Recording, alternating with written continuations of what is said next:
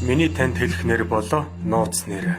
Аюулгүй байдлынхаа үүднээс жинхэнэ нэрээ илчилж болохгүй. Тиймээс би энэ түүхэндээ өөрийгөө Смит гэж нэрлэе. Миний танд ярих зүйл бол намайг 19 настай байхад надад тохиолдсон маш олон аимшигтай явдлуудын дурдтгал юм. Би 16 настай байхдаа хакер байлаа. Надад интернетийн бараан талыг мэдэх маш хүчтэй хүсэл байсан юм. Эхэндээ нууц үг олох, нэвтрэх гээд жижиг зүйлсээр эхэлж байв. Гэвч би боловсрсон мэргэжлийн хакер болоход тийм ч их хугацаа зарцуулаагүй юм. Хүмүүс намайг бизнесийн шилжүүлгийг зогсоож тэднээс мөнгө хулгайлах зэрэгээр хөлсөлдөг байлаа. Энийг хийж байхдаа зайлшгүй шаардлагаар dark web-д нэвтрэх болсон юм. Илүү их ажил хийх тусам миний нэр хүнд илүү өсөж 18 настайдаа сургуулаа хаяж нүүлээ. Ийм зүйл хийж байгаа болохоор асуудал үүснэ гэдэг утгаараа гэрийнхэнтэйгээч холбоо тогтоодоггүй байв. Энийг хийх аюултайг мэдсэн ч би дуртай болохоро үргэлжлүүлэн хийсэн. Тийм ээ. Би энэндээ дуртай. 2011 оны 11-р сарын 9. Би тэр үед 19 настай байлаа. Би зэвсэг наймаалагч болон Оросын бүлэглэлийн хоорондох наймааг саатуулах ажил авсан байсан юм. Тэгэхээр миний хийх зүйл бол dark web дээр хуурамч сайт үүсгэж тэдний зэвсгэнд төлөх мөнгийг авах бодит мэт наймаалагчийг үүсгэх байв. Үйл явц яг л миний өмнөх ажлууд шиг төлөвлөгөөний дагуу явагдаж байлаа. Одоо би мөнгийг аваад намайг хөлсөлсөн хүнд өгөөд тохиролцооны дагуу 10% авахд л болно. Ямар хүмүүс намайг хөлсөлснийг би мэдэхгүй. Тэд ч бас намайг мэдэхгүй.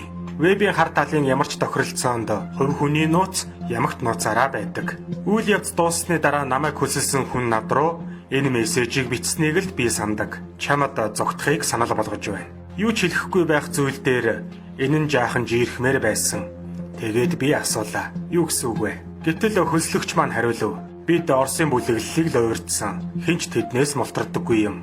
Иймээс л энэ ажлыг хинч хүлээж аваагүй. Чамайг хийж гсэнд би гайхаж байна. Тэр шөнө хөлслөгчөөс маань ирсэн сүүлчийн мессеж нь энэ бол миний чамд илгээж байгаа сүүлчийн мессеж. Чиний аюулгүй байдлын төлөө бид холбоотой байж болохгүй. Ажил дууссан, үйлчилгээ үзүүлсэнд чинь баярлалаа. Энэ бол ажлаа дууссаны хувьд dark web-ийн дүрмээр байдаг л зүйл. Илүү бэлдуучлах шаардлагагүй. Тэр шөнө оронд байхад хөлслөгчийн хэлсэн үгнүүд толгойд эргэлдэж байсныг санаж байна. Би чамд зогтохыг санал болгож байна. Тэгээд би хамгаалалтаа эннээс илүү бүрэн хамгаалалт байхгүй гэх хүртлээр сайжруулахаар шийдсэн юм. Учир нь би дотроо хангалттай аюулгүй биш байгаагаа мэдэж байлаа. 2-7 хоног өнгөрөхөд би хэдий мартчихсан байсан ба нэг л с ิจ гтэй зүйл болсон юм. Оросуудын ажил хийлгсэн сүүлчийн хөлслөгчөөс маань мессеж ирсэн байлаа. Өмнө нь огт тохиолдож байгаагүй нэг л с ิจ гтэй байсан тул би бичив. Ажил дууссан л болоо дахиж холбогдох шаардлагагүй. Гэтэл удалгүй уншиж байгаа хүнээс өөр хүний мессеж ирэхийг би харлаа. Бид ийм аргаар түүнийг олсон. Ийм аргаар ч бас чамайг олно. Ийм аргаар бид түүнийг зовоосон. Ийм аргаар бид чамайг зоох болно. Бид очиж байна. Зүрх минь амаараа гарах шахаж айдас намайг бүрхэн тэр 7 хоногтоо байршлаа сольсон юм. Би олон dark web-ийн ажлуудыг хийж байлаа. Энийг санхүүжүүлэх үйц хангалттай мөнгөтэй болсон. Харин би нүүсэн тэр өдөр шинэ байранд маань анхны илгээмж ирэв. Дээр нь бичиг байсан бөгөөд тэрийг нь уншихад нүүж орсныг чинь тэмдэглээд бид чамд сүүлийн үг нь орос үг байсан. Тэгээд би энэ үгийг гуглдж үзэхэд утга нь жихэрлэг зүйл гэсэн байв.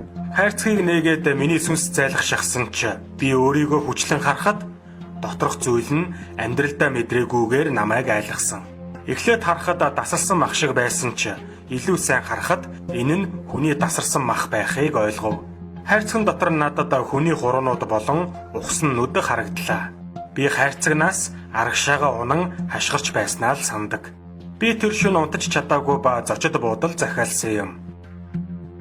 Тэд намайг дагаж байгаа гэж бодохоор айдас намайг нөмөрч би үхэхийг хүсэхгүй байлаа. Тиймээс би байнга шилжсээр байхаар шийдсэн. Байрлаж болох, найдвартай газар олох хүртлээр би зочид буудалд дамжин амьдарсан. Энэ хугацаанд хэдэн өдөр юу ч болсонгүй. Гэвч 7 хоноогүй байтал дахиад нэг хайрцаг надад ирлээ. Энэ удаа бичгийг уншихад энэ бүх хуруугаар хүртэл чиний биднээс хэрэг мөнгө хулгайсныг тоолж чадахгүй байна. Магадгүй чи тоолж чадах байх гэд өөр нэгэн орс үг байлаа. Энэ нь баяртайгаар тоолъё гэсэн үг байв. Энэ удаад би хайрцагт юу байгааг мэдхийн тулд нээх хэрэггүй байсан юм. Гэтэл би нээж үтсэн. Би 16 ширхээгээ цус болсон хурууг дээрээс нь овоолсон байхыг харлаа.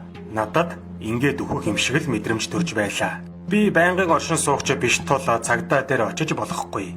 Байрлалаа сольсон ч нэмэр болохгүй тул яг юу хийхээ мэдэхгүй байлаа. Тиймээс би өөр мужруу нүүхээр шийдсэн юм. Ингэх бүртээ их мөнгө зарцуулж нойр авч чадаагүйдээ стресстэйж байсан ч баригдахгүй байсан юм. Эцэст нь би хинч намайг мэдэхгүй газар нүүж ирлээ. Би хакер хийхээ зогсоож ийм маягаар мөнгө олохгүй байхаар шийдсэн юм. 1 сар өнгөрч би аюулгүй боллоо гэж бодож байв.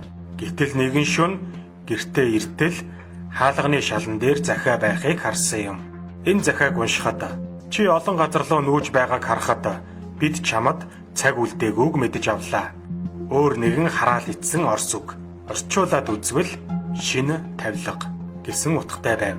Би хаалга нээгээд байшингаа харахад хүний биеийн хэсгүүдийг байрлуулсан байлаа. Хүүхдийн гарнуудыг миний зуухан дээр үлгэж, хүний хөлнүүдийг ширээн дээр тавьж, хүний гарнуудыг таазны сэнснээс үлгсэн байв.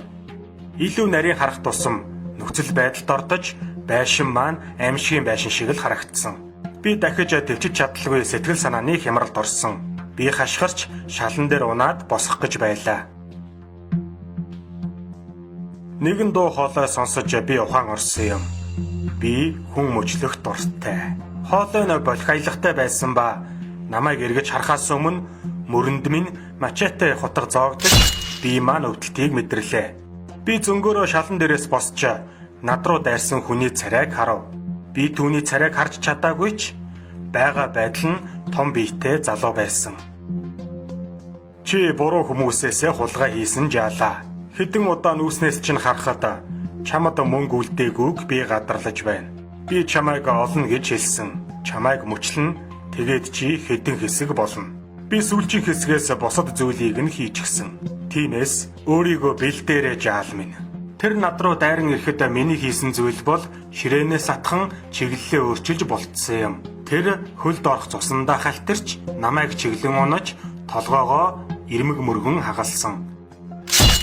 Түүнийг шалан дээр унахад би гэрээсээ хүрдэн гудамж руу гарлаа. Би зүгтгаас залхаж байсан юм. Тиймээс би шархаа даран байж цагдаагийн газарт очлоо. Надад өөр очих газар үнэндээ байгаагүй. Би шуутхан лэмлэгт түргээгдэж цагдаа нарт бүгдийг хэлсэн.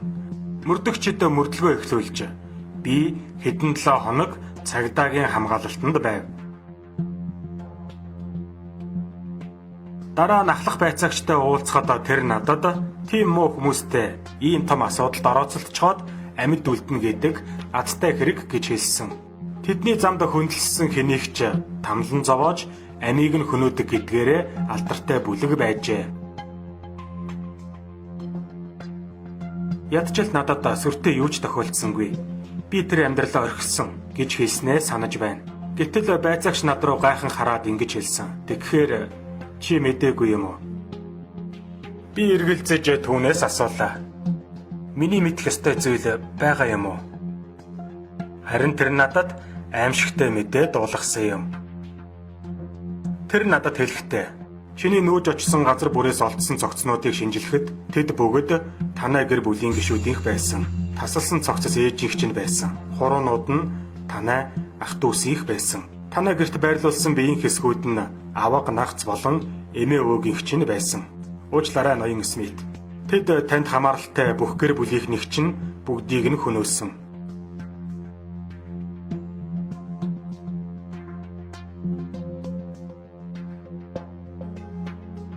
Би харамслаар дүүрэн уйлж байв.